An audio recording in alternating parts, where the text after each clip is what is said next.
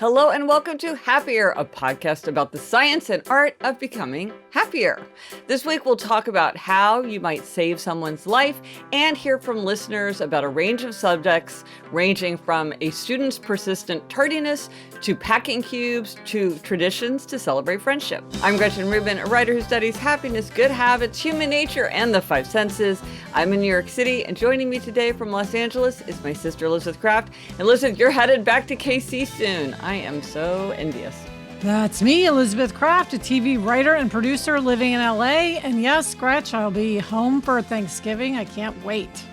Yes. But before we jump in, a few updates. Yes. Okay, please keep sending your gift ideas. We're doing our holiday gift guide soon, and we want your ideas. Yes.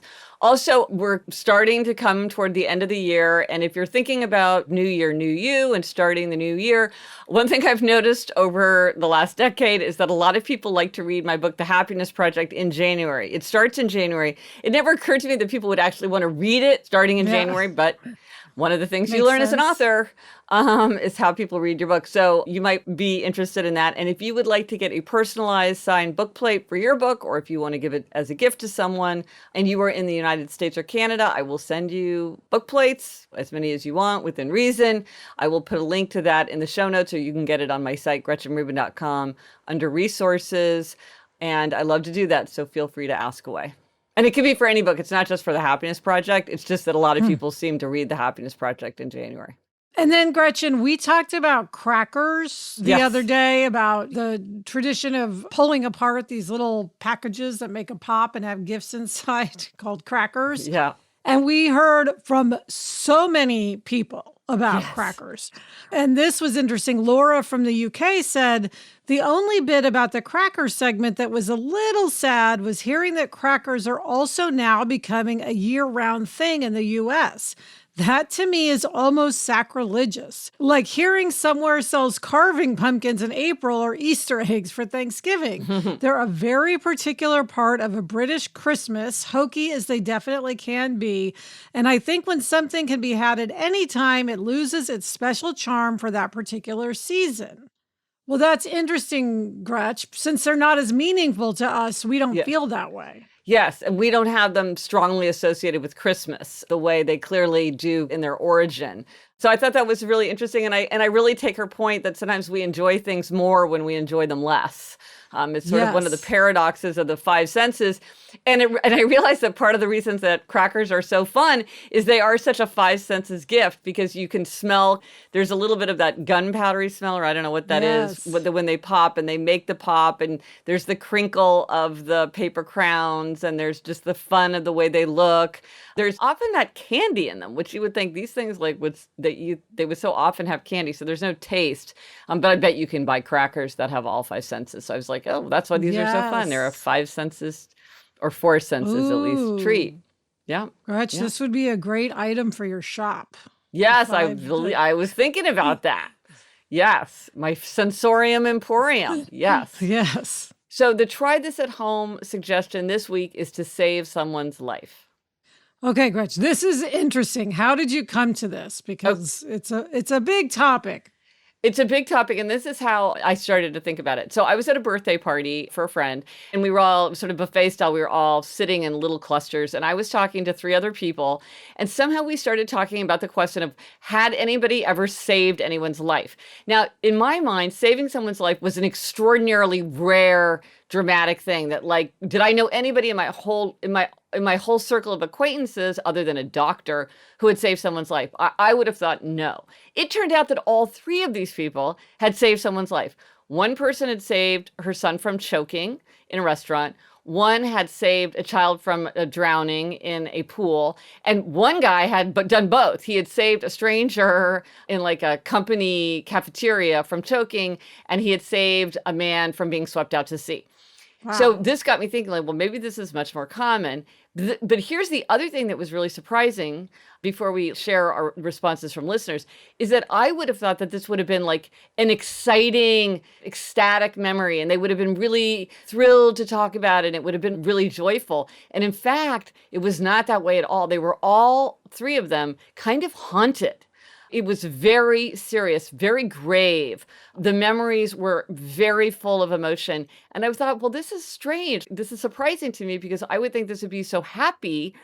And what I think it is that there's like this sliding doors quality where you're at a moment where you see so clearly, like in a moment, things could have gone completely differently. And you also realize I managed to step up, but you know yourself and you're like, well, maybe I wouldn't have stepped up. Maybe I couldn't have stepped up. Maybe it wouldn't have worked. Like I'd never done the Heimlich maneuver. Maybe it wouldn't have been able to do it properly. And so instead of having it be like a really joyful memory, it's a memory that is full of this fear of like, oh, what almost happened. So I thought this was fascinating. So I started asking around, like on social media, had you ever saved someone's life? It turns out this is far more common, and people answered it in far more wide-ranging ways than I had expected. It's fascinating. Well, let's listen to some examples. Sarah said, my uncle saved my life at least twice by taking the car keys from an intoxicated person who was hell-bent on driving me and driving me himself instead. The intoxicated person refused to let me drive, but agreed to let my uncle drive. My orthopedic surgeon saved my ability to walk when a tumor on my spine almost paralyzed me. Wow, that's a lot. Anne said, my husband saved mine by helping me through cancer treatment. He never missed a beat, and I will be eternally grateful. Probably a lot of people have stories like that. Yeah. Susan said, I saved a little boy about 3 or 4 years old who was choking on a piece of candy. His mother was hysterical, of course. He was in the back seat of her car in his car seat. She stopped in the middle of the driveway of a shopping center. She got him out of his car seat. I stopped my car in the middle of the driveway too. Got out of my car and performed the Heimlich maneuver. As soon as I saw he was okay and breathing, I got back in my car and drove away. Amazing. Yeah. Jill said, I yelled freeze at a stranger's toddler running into the road. I was too far away to grab him, and his parent was distracted. He froze, and a car whizzed right by that I'm almost certain would have killed him if he had kept going. I just learned the technique of substituting freeze for stop or no in a danger situation, as young kids often filter that out and ignore the more common words if they're told them too often. It worked, thank goodness. I was traumatized, though. So this is interesting. Like, this is sort of a drive-by hack, which is say freeze. Yes. I had not heard that. And it's interesting, like, also for her, it's a difficult memory. It's interesting. Amy said, this is a stretch, but a couple that seemed like they were on a first date were at the next table at a restaurant. She clearly couldn't breathe. The guy started hitting her on the back. I got up and encouraged him to get behind her and do the Heimlich maneuver. It worked. I heard her say it was lettuce. It was awkward, and we all sat down like nothing happened. Bad first date. Jenny wrote, haunted is a good word to describe the feeling. I still think about it 15 years later. I was an undergrad waiting to cross the street and some guy was talking on his phone, standing in the street, not on the sidewalk. I saw a bus coming up the road and pulled him by his backpack onto the sidewalk. At first he was confused as to why I touched him, but then saw the bus and said to the phone, dude, some girl just saved my life. Wow. That phone thing is a real problem. It's a real problem. Patty said, my life was saved 20 years ago by a living kidney donor. I have found living kidney donors to be very humble about their amazing and generous act. Dave pointed out, I've donated a lot of blood. I'm sure that blood has helped save a life. Absolutely. Brian pointed out, you don't have to rescue someone from drowning. You can donate a pint of blood, check off being an organ donor on your driver's license, or sign up to donate a kidney or bone marrow. So we think of these heroic measures, but you can sign up to be an organ donor and you don't have to do anything. I mean, you just sign up on the website, sign the card, tell people around you, hey, if it ever comes up, I would like to be an organ donor. And I think it's maybe you can save 7 lives and benefit 11 lives, or I don't have the numbers right, but you can make a huge difference. And of course, because of Jamie's hepatitis C, now miraculously cured, I'm a huge proponent of organ donation, but it's absolutely true. Kidney donation is so important. Blood donation is so vital.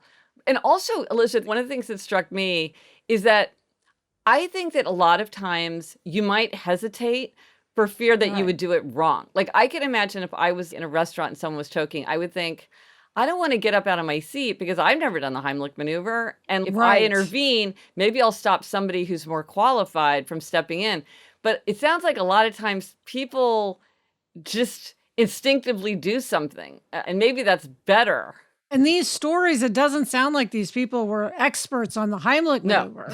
It sounds like they just did what we all know to do, but we probably have never done. Right. So yeah, I think it definitely encourages me to step in a situation where before I agree with you, I absolutely would not have. I would have been like, I'll do more harm than good. Right. There must be someone more qualified. Yes. But if there's not a doctor nearby, right, something is better than nothing. Right. Often. Right. No, because I think I would have thought exactly what you're saying. Like, I could do more harm than good, but there may not be time. Like, you have to just try your best. So I found this to be endlessly fascinating to think about all these different circumstances. So let us know if you do try this at home, if you've saved a life, or if you're planning to save a life by doing something, by signing up to be an organ donor or bone marrow donor, blood donor, or other things that you might do. Let us know on Twitter, Facebook, drop us an email at podcast@GretchenRubin.com. Or as always, you can go to the show notes. This is happiercast.com/403 for everything related to this episode. Coming up, we've got some packing cube hacks, but first, this break. Okay, Alyssa, for happiness hack, we got so many hacks related to packing cubes. In a recent episode of More Happier, you and I were talking about how your writing partner, Sarah Fain, is such a fan of packing cubes. She got you to get some packing cubes because she was just so enthusiastic about them. Well, you and I have not explored the wide world of packing cubes. We have never done it. You bought some. I don't think you've used them yet. Yes, I did. But people are very keen on packing cubes in ways that I did not even think of. Yes. Kara said, my best friend and I are both single with no kids. We often travel together. We started using packing cubes a long time ago. We swear by the ones like these from TravelWise for one very specific reason. They come in multiple bright colors. This is important for two reasons. A, black packing cubes in a black bag are hard to see and find. And more importantly, B, having multiple colors, one for each member of your traveling party, means that no matter where you are in your suitcase or accommodations, you can see whose stuff is where. Also, I wanted to add something that my best friend started doing that I think is genius and have now started doing. She started doing this with Post-it notes, and then I made her, as a crafty one between us, a set of cards made out of cardstock and laminated with the days of the week on one side and day numbers 1 through 10 on the other side, as most trips for us are no more than 10 days. On the 3 extra cards, I wrote extra day 1, extra day 2, etc. She then lays these out and picks out outfits for each day. I have watched this transform the way she travels. So this is smart. I like the idea that you could open up a suitcase and everybody could just pull out their own stuff so that you're not pawing through a bunch of things. And then having it labeled, especially if you're a place where you're not just grabbing a t-shirt and shorts or something, but you really have specific outfits. And it's I don't want to wear this shirt on the wrong day because it's carefully coordinated with a pair of pants or whatever. Just takes out the decision fatigue of having to keep that all in your mind. I thought that was a great idea. Yes. And then Susan said, we have 2 colors. Our clean clothes go in one and the dirty go in the other. It makes coming home and unpacking easier. I mean, another great idea. Yeah. Yeah. Well, many people did suggest that each family member's clothes would go in a different color cube, so you could do that. So that's a good idea. And then Bridget had an idea for people who are really don't want to buy more stuff.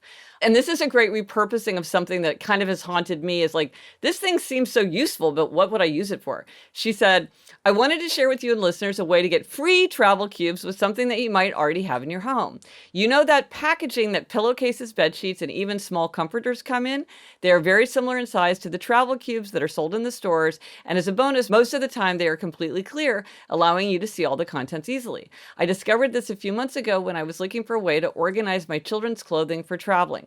They are still very young, so lots of tiny clothing that can easily get mixed up or misplaced.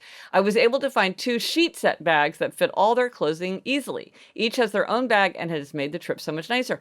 I know these exactly. They have a clear window on the front and they zip and they're often and they're cube shaped. But here's my idea, Elizabeth. Okay. You know when you get a fancy pair of shoes and it comes with a nice shoe bag and you're I guess some people keep their shoes in shoe bags. That's way next level for me. I never do that. but they're really nice bags. And I mean, you wouldn't want to put something that would get wrinkled, but if you had just like a bunch of socks that you were like Right. clean socks in one bag and dirty socks in another bag or whatever, Yes. you can Yes. use the shoe Socks, bags. underwear, bathing Yeah. suits, that kind of Yes. thing. Yes. Right, Yes. right. So thank you, everyone. Yes. I love this whole packing cube revolution. I know, who knew? Who knew? I know. You and I were oblivious, but people were. have been tracking it. And now we're going to do a deep dive into some responses that we've gotten. This is an episode that has lots from listeners. We've gotten a lot of responses from listeners. So this is kind of a grab bag of a bunch of different emails that we've received according to like different things that have come up over the last few episodes. So the first one was from Lizzie, who was responding to the 400th episode when we were asking people what has resonated most deeply with you of the previous 400 episodes. Yes, she said, I was just listening to your 400th episode. I was very struck by your thoughts on what you enjoyed doing as a 10-year-old should influence your adult work and hobbies. I've always been an animal lover and since childhood strived toward being a veterinarian. I worked hard, achieved my dream, but the reality didn't quite match the expectation. Working as a vet in clinical practice was okay, but not the vocation I dreamed of. The trouble was I didn't know what else to do, and I didn't hate the job enough to do anything about it. I was drifting. Fast forward to COVID and a very quiet lockdown pregnancy and maternity leave. I discovered the Happier podcast and listened to multiple episodes daily. Thank you. I began idly thinking, what did I enjoy as a 10-year-old? Well, animals, but I remembered that I also loved to write. I used to write out care guides for my multiple pets and long diary entries about my imagined veterinary adventures. Writing, could it be a possibility? Well, 2 years on, and I'm no longer a vet working in practice. I'm now a veterinary copywriter, writing articles for both pet owners and fellow veterinarians about all aspects of pet care, veterinary medicine, and more. And I absolutely love it. I'm still getting around to starting a happiness project. The third best time is tomorrow, right? But I don't think I'll need a work section. You've already sorted that one out for me. That's fantastic. So, I love this because, again, it's not something you would necessarily think of without some self-reflection. And I think if, as a 10-year-old, you're writing care guides for your multiple pets. I mean, it is funny when you look back on it. You're like, oh, it's so obviously connected, but you might not realize that. So I thought that was a wonderful story. Yes. And Stacy wrote about our episode 401 where we talked about ideas for time capsules. She wrote, I went to a small all-girls high school that had a ton of really fun traditions. One of my favorites, during our senior year, we all wrote letters to ourselves and they were buried under our class rock in the senior garden. At our 10-year reunion, we all got our letters back. On the heels of that fun experience, receiving my senior letter, I decided to host a time capsule dinner for about 15 girlfriends. It was the year we were all turning 30. I hosted a dinner and instructed everyone to write a letter to themselves, and I paired everyone with one other person to write a letter to. We also brought magazine clippings, photos, etc. 10 years later, the year we all turned 40, we rented a house in San Francisco and had a time capsule weekend where we had a ton of fun and, of course, opened our time capsules. Last year, we did our 50th in Aspen, opening yet another time capsule. I also created time capsules for all three of my children. I collected letters, photos, first outfits, baby shoes, etc. from the first year of life, then sealed it up. The night before my son left for college last year, we had a small family dinner with the grandparents, etc., and he opened his time capsule. It was super fun for him to read all the letters he received when he was born, and a meaningful tradition for our family on the eve of college send-off. Anyway, I thought I would share as time capsules have been an easy and fun way to create tradition and preserve memories in different areas of my life. I thought this was so great. Yes, I love it. And I love the every 10 years. That's so much fun. It's so much fun. And again, if you're interested in that storage box or the memento box, if you want to do time capsules with things that are flat, I'll post a link. You can just go to the Happiness Project shop or go to my website and look for the shop. Yeah. But then we heard another listener had a different perspective on time capsules. Yes, Rebecca said, in the spirit of the opposite of a profound truth is also true, I feel like the opposite of keeping a time capsule can also be true. As a mom of four, I am overwhelmed by toys and knickknacks. I prefer to use things like Christmas cards as the decoration banner for the current year, but then say goodbye. An alternative to the box capsule is a digital picture album. I even have pictures of the scene or awards, etc.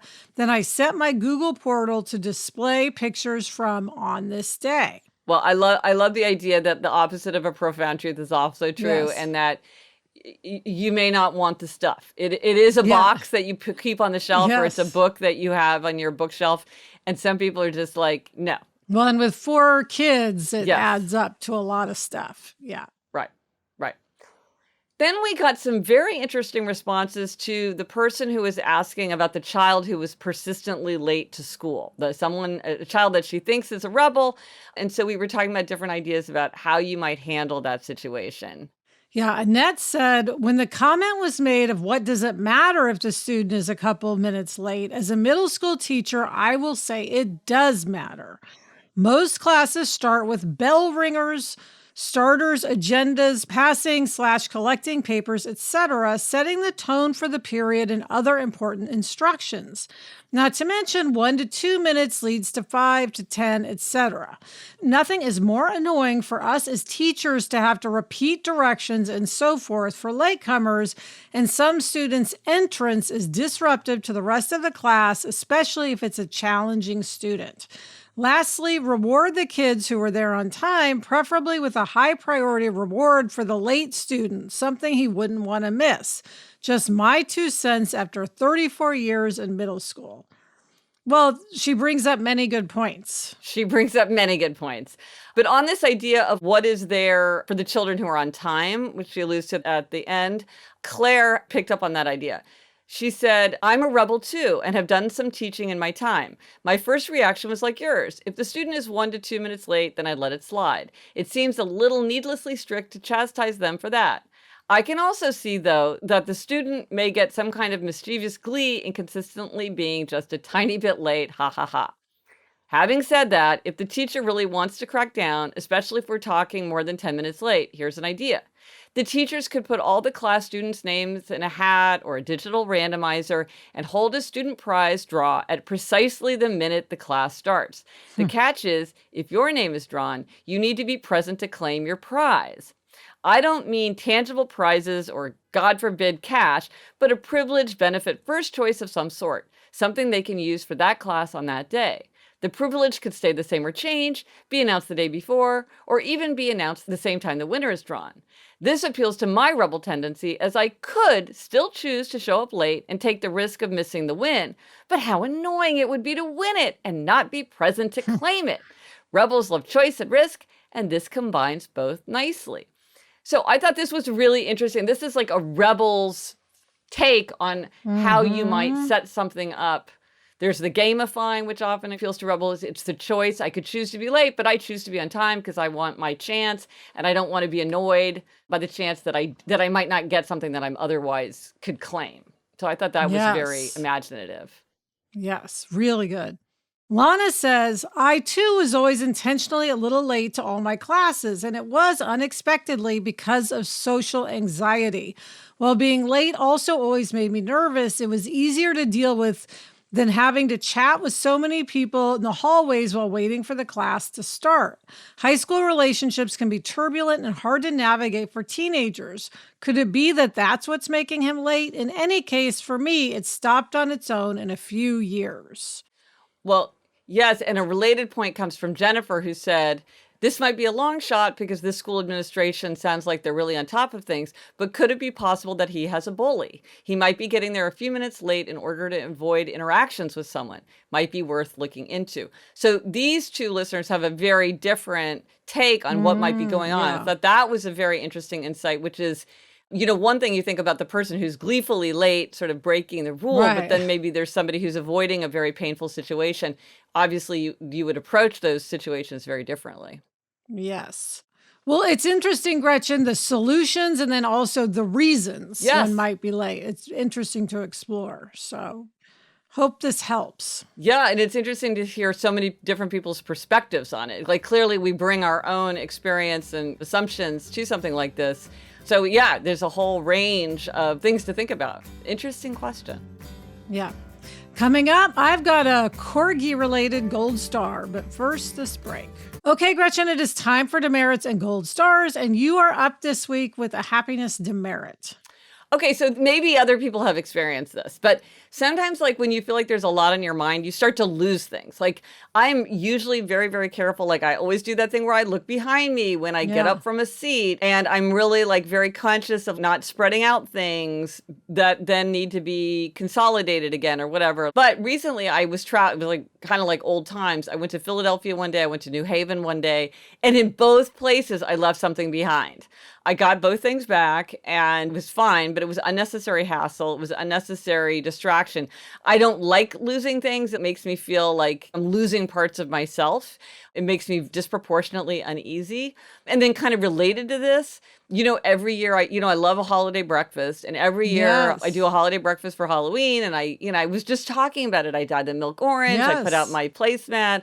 I dyed the peanut butter black, all this. So I was traveling on Halloween, but I was home Halloween morning, and I could have laid it all out and then had Eleanor have it when she got up. I got up too early before she was awake, but I could have set everything up. And I forgot that. And so I feel like I'm just forgetting things, losing things. And so I keep reminding me, go slow to go fast.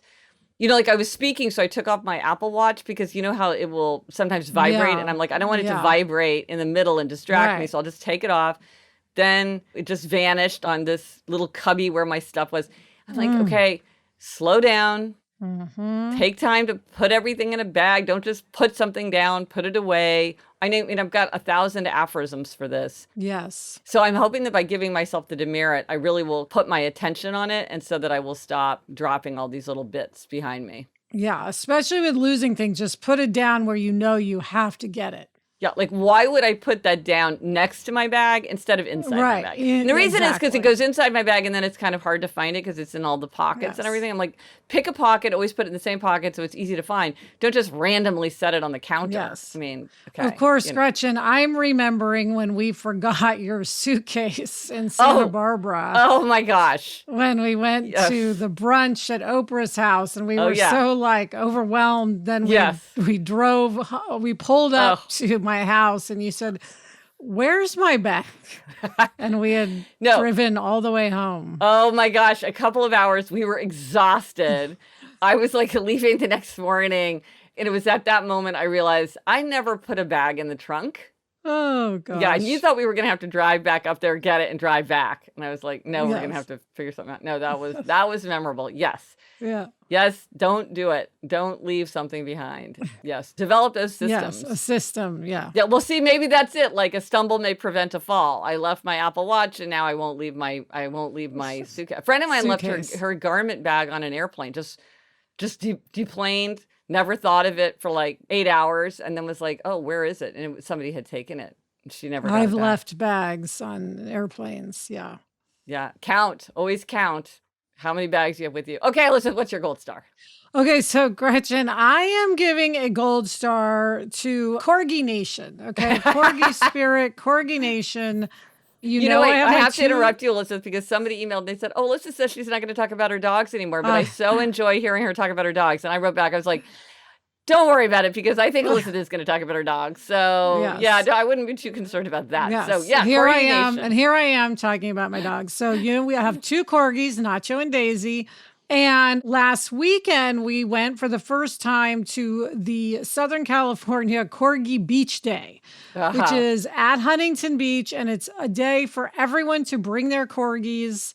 We went, and I mean, there's hundreds of corgis there. Mm-hmm. And they sell corgi merchandise and pet merchandise. And there's food trucks. And, it's a whole thing.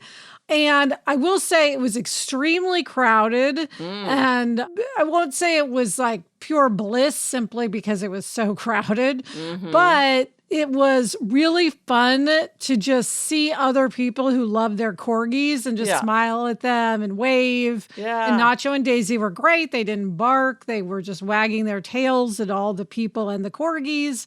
And Gretchen, you know I love some merch. Oh, So yeah. I You got love you the merch. yes, I got a Corgi Beach Day shirt and we got a Corgi Nation flag. So I just want to give a gold star to, this Corgi spirit, the Yeah. love has brought so much to our lives, like as a family. Uh-huh. It's brought so much to us. So big gold star to Corgi Well, Nation. it reminds me of that More Happier where you were saying that your love of the Real Housewives helped you form a friendship. And it's all about the shared enthusiasm can help you draw closer to other people. And this is a great example where these were people that you don't even know, but still you're all having this fun adventure together. Yes. Because of the shared enthusiasm. It's so fun. Yes. So anyway, good times. Okay, then I want to see that t-shirt soon. The resources for this week, we now have transcripts. I'm so happy. This has been a long time coming. It's kind of a multi-layer process to get it going and get them right. But they will be published. They'll be published the week following the episode because of just the time needed to process them. If you go to GretchenRubin.com/podcast, you will see them there now for episode 401 if you want to see it. And then it will always be there within a week of the episode going live. We're very excited about this. And then November holidays are, now is time to start crossing things off your list. Eliza and Eleanor have been telling me they've been putting things on their list and crossing things off. So that's good. If you want to get some of your holiday shopping done early with up to 20% off some purchases, go to the Happiness Project shop through November 30th, and you get 20% off orders that are $100 or more with the code HAPPIERNovember20. Returning customers get 15% off all orders with code HOLIDAYVIP15. And this excludes books and gift cards, but it covers everything else on the site. So it's journals, water bottles, pouches, all sorts of things there. So check it out. Nice. What are we reading? Gretch, I am listening to Matthew Perry's book, Friends, Lovers, and the Big Terrible Thing. And I am reading The Mountain in the Sea by Ray Naylor. And that's it for this episode of Happier. Remember to try this at home. Save someone's life. Let us know if you've done it or if you've planned to do it and if it worked for you. Thank you to our executive producer, Chuck Reed, and everyone at Cadence 13. Get in touch. Gretchen's on Instagram at Gretchen Rubin, and I'm at Liz Craft. Our email address is podcast@GretchenRubin.com. And if you like this show, please be sure to tell a friend. Send them the link to this episode. Tell them to listen to the podcast. That is how people discover our show. Until next week, I'm Elizabeth Craft. And I'm Gretchen Rubin. Thanks for joining us. Onward and upward. Well, Elizabeth, given that Daisy and Nacho bark, which I know because I hear them barking when I'm talking to you on the phone or when we're recording, I'm just surprised that it wasn't just some cacophony of corgi barking. I know. I think maybe corgis bark a lot at home, like a territorial thing, and they don't bark out in public as much. Oh. But there was no barking. I asked Adam after you and I were talking about it. I said, was there any barking? And we couldn't remember any of the dogs barking out of hundreds. Yeah, isn't that funny? That is so Thank goodness. I mean, that would have been rough. That would have been loud. Thanks so much for watching the podcast here on YouTube. If you enjoyed it, please hit subscribe right below the video. It really helps other people to discover our show. From the Onward Project.